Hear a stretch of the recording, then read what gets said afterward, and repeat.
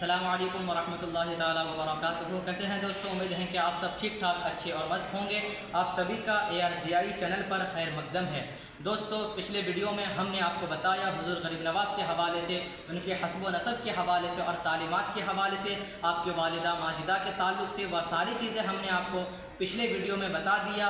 آج کا جو ویڈیو ہے اس میں ہم آپ کو بتائیں گے کہ حضور غریب نواز کے کتنے اولاد ہیں اور ان سب کا مزار مبارک کہاں ہے، اجمیر کو کس نے فتح کیا، اور حضور غریب نواز نے سب سے پہلی کرامت اجمیر میں کہاں دکھائی، وہ ساری چیزیں آپ کو اس ویڈیو میں انشاءاللہ تعالیٰ ملے گی۔ دوستو، وہ ساری جانکاری آپ سے بس اتنا گزارش ہے کہ آپ چینل پہ نئے ہو، جیسے میں ہر بار میں بولتا ہوں کہ اگر چینل پہ نئے ہو تو سبسکرائب ضرور کر لینا، اور اگر اس ویڈیو کو فیس بک میں دیکھ رہے ہو تو فالو ضرور کر لینا، اور ایک پیارا سا کمنٹ ضرور کر دینا۔ دوستو، ویڈیو کو ثواب کی نیت سے ضرور شیئر کرنا۔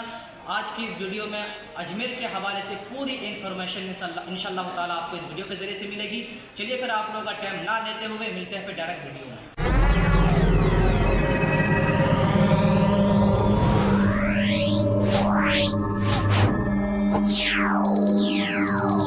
بسم اللہ الرحمن الرحیم۔ سفر ہندوستان۔ حرمین شریفین میں آمد سے پہلے حضرت خواجہ رحمۃ اللہ تعالی علیہ عالم اور دانشور تھے۔ حرمین شریفین میں حاضری کے بعد آپ ولی ہو گئے تھے اور آپ کو ہندوستان کی ولایت عطا ہو چکی تھی، اور سرکار دو عالم صلی اللہ تعالی علیہ وآلہ وسلم نے آپ کو ایک بڑی ذمہ داری سے معمور کر دیا تھا، لہٰذا آپ اس مشن کی تکمیل کے لیے ملک شام، عراق، بغداد، سمرقند ہوتے ہوئے بدخشاں پہنچے، جہاں آپ کی ملاقات ایک بزرگ سے ہوئی جن کی عمر 140 برس تھی اور حضرت جنید بغدادی رحمۃ اللہ تعالی علیہ کی اولاد میں سے تھے، معتکف تھے۔ آپ نے ان سے ملاقات کی اور فیوز و برکات حاصل کیے۔ وہاں سے سفر کرتے ہوئے آپ حرات پہنچے اور حضرت عبداللہ انصاری کے مزار مبارک پر حاضری دے کر کشف حاصل کیا۔ سبزوار میں آمد۔ حرات سے روانہ ہو کر حضرت خواجہ غریب نواز سبزوار پہنچے اور شہر کے باہر ایک خوبصورت اور شاداب باغ واقع تھا، وہاں آپ تشریف فرما ہوئے اور کچھ وقف آرام کے بعد آپ عبادت میں مشغول ہو گئے۔ اسی اثنا میں حاکم سبزوار سید محمد یادگار سلطان سبزواری باغ کی سیر کو تشریف لائے۔ جب باغ میں داخل ہوئے اور اس جگہ پہنچے جہاں حضرت غریب نواز تشریف فرما تھے، حضرت خواجہ غریب نواز کو دیکھتے ہی سلطان سبزوار آپ کے قدموں میں گر پڑے اور غریب نواز کی ایسی نظر عنایت ہوئی کہ سلطان سبزواری پر وجد کا عالم طاری ہو گیا اور اپنے ہوش و حواس کھو بیٹھے۔ جب معمول پر آئے تو حضرت خواجہ غریب نواز کے دست مبارک کو بوسہ دیا اور حلقہ ارادت میں شامل ہونے کی درخواست کی۔ حضرت خواجہ غریب نواز نے آپ کی درخواست قبول فرمائی اور حلقہ ارادت میں شامل فرما کر غلامی کا شرف بخشا۔ حاکم سبزوار سید محمد یادگار سلطان سبزواری نے سبزوار کی سلطنت ترک کر کے تمام مال و اسباب بدست حضرت خواجہ غریب نواز غربا و مساکین میں تقسیم کر دیا اور خواجہ غریب نواز کے ساتھ وہاں سے روانہ ہو گئے اور حضرت خواجہ اعظم کے ساتھ ساتھ ہندوستان آ گئے اور تا عمر حضرت بزرگ کی خدمت میں رہے۔ آپ کی عبادت و ریاضت و خدمات گزاری سے خوش ہو کر ولی ہند عطائی رسول نائب رسول سلطان الہند حضرت خواجہ کل خواجگان خواجہ سید معین الدین حسن چشتی نے آپ کو شیخ المشائخ کے خطاب سے سرفراز فرمایا اور خلافت عطا فرما کر حصار کی ولایت بخشی، لیکن آپ خواجہ غریب نواز سے بے انتہا محبت و عقیدت رکھتے تھے، اس لیے حضرت خواجہ غریب نواز سے جدائی برداشت نہ ہوئی اور واپس اجمیر شریف تشریف لے آئے اور تا عمر خدام بن کر حضور کی خدمت میں شب و زور حاضر رہے، یہاں تک کہ حضرت خواجہ معین الدین حسن چشتی کے وصال کے بعد بھی آپ مزار اقدس کی خدمات انجام دیتے رہے اور وہ فرض دعا گوئی انجام دیتے رہے۔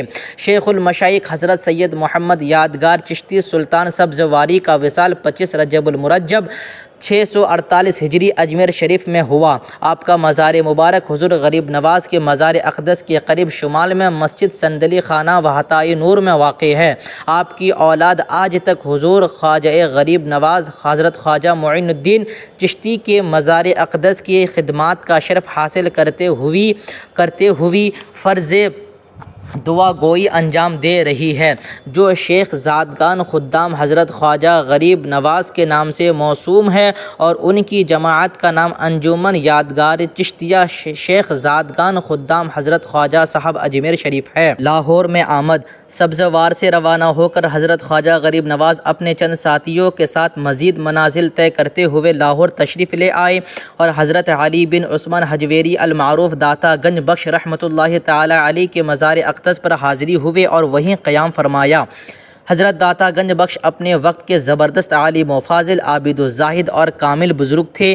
حضرت خواجہ معین الدین چشتی نے آپ کے مزار اقدس سے کشف حاصل کیا اور چلہ نشین ہوئے اور حضرت کی ذات سے فیوز و برکات حاصل کی اور وہاں سے آپ دہلی کے لیے روانہ ہوئے۔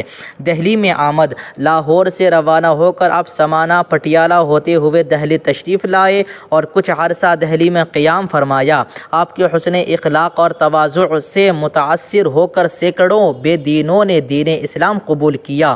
سبحان اللہ۔ اور آپ کی شہرت کا ڈنکا دہلی اور گردونوں میں بجنے لگا۔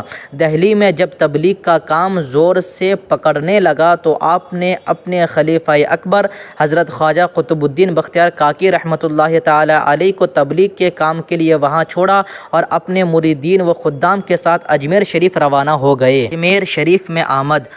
اس زمانے میں اجمیر میں رائے پتھورا کا راج تھا، جو بد مزاج اور متعصب قسم کا راجا تھا اور اپنی رعایا کے ساتھ ظلم و جبر کے ساتھ پیش آتا تھا۔ اس کے راج میں حالات پرسکون نہیں تھے اور عوام میں بدحواسی اور بے چینی کا عالم تھا۔ اس کی ماں علم نجوم میں مہارت رکھتی تھی۔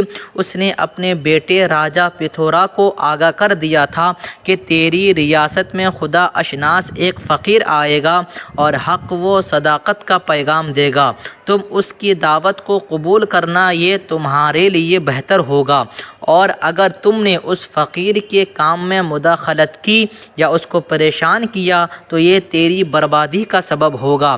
راجا نے ان باتوں کی قطعی پرواہ نہیں کی۔ حضرت خواجہ غریب نواز رضی اللہ تعالی عنہ جیسے ہی سرزمین اجمیر میں تشریف لائے، اس کی خبر درباروں نے راجا کو دی۔ حضرت خواجہ غریب نواز رحمۃ اللہ تعالی علیہ 40 درویشوں کے ہمراہ آنا ساگر جھیل کے کنارے تشریف فرما ہوئے اور عبادت و ریاضت میں مشغول ہوئے۔ ان 40 درویشوں میں حضرت خواجہ فخر الدین گردیزی بھی شامل ہیں، جن کی اولاد سید زادگان کے نام جانی جاتی ہے۔